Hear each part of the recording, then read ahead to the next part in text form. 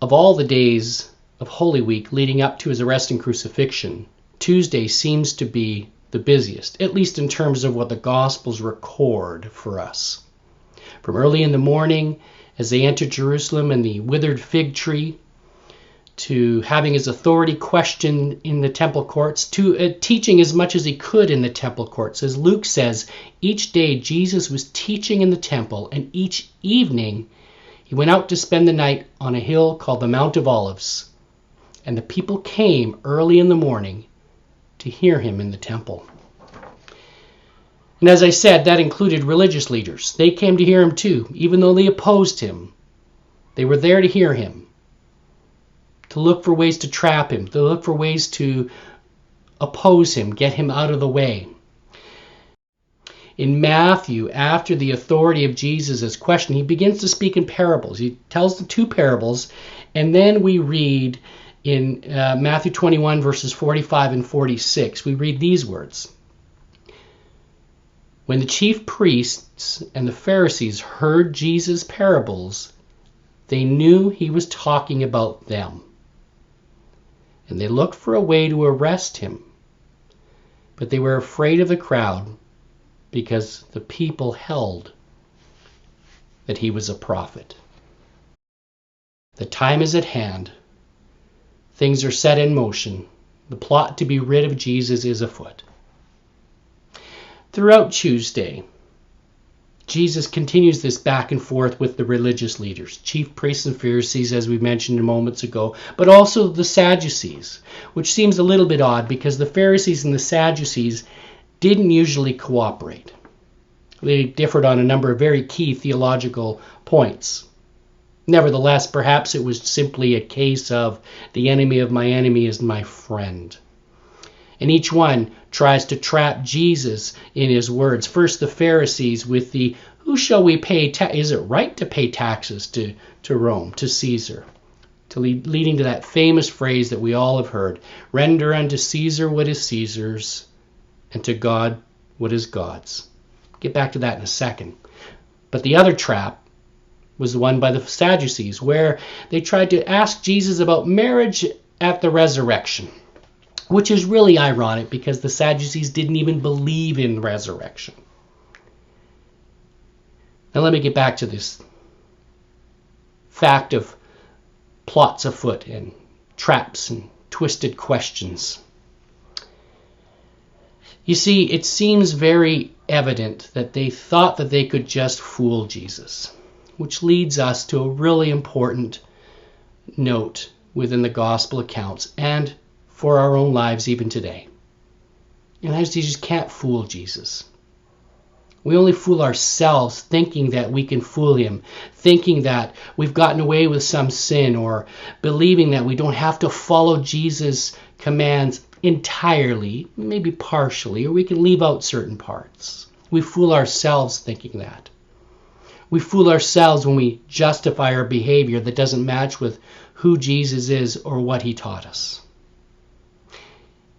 But let me remind you once again, and say it again. We can't fool Jesus. He's God. We are not.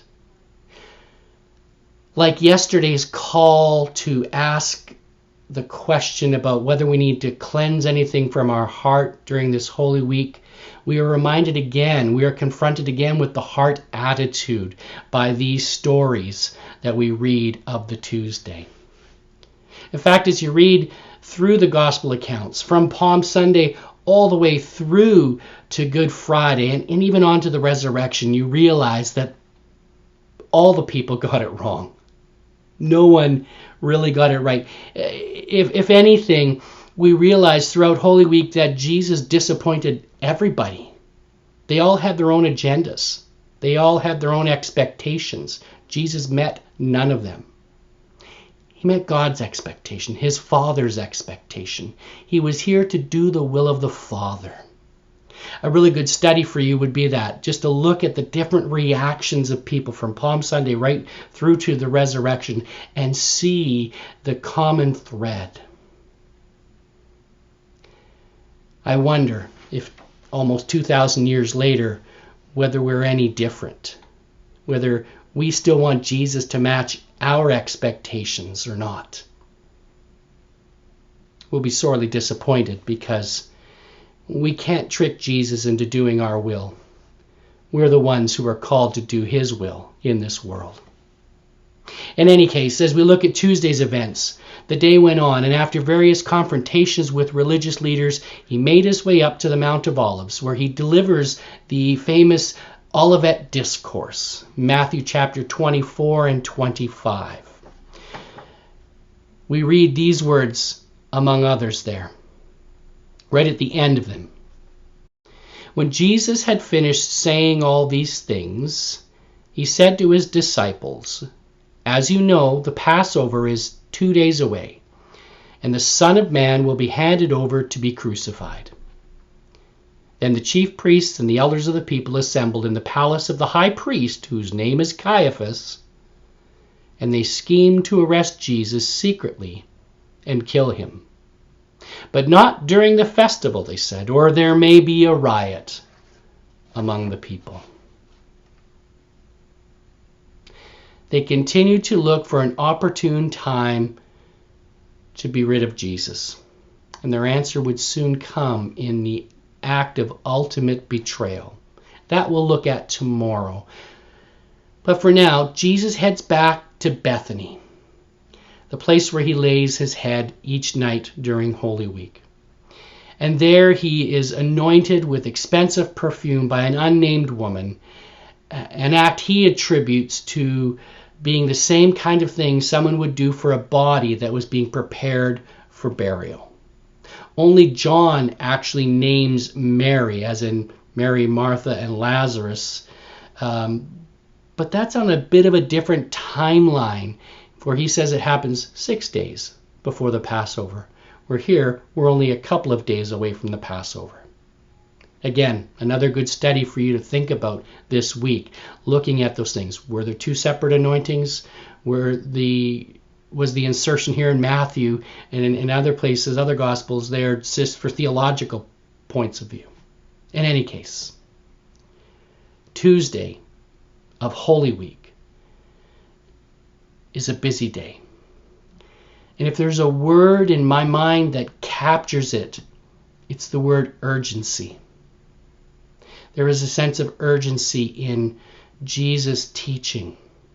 There's a sense of urgency even from the point of view of the religious leaders.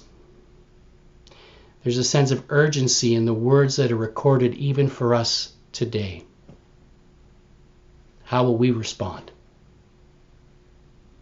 Until next time, shalom, and may the peace of Christ be with you.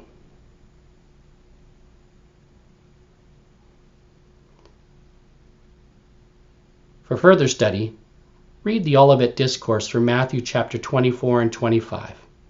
Pray and ask the Lord to reveal whether there is a sense of urgency you need to respond to in your life here and now. And pray for the Holy Spirit's power to respond.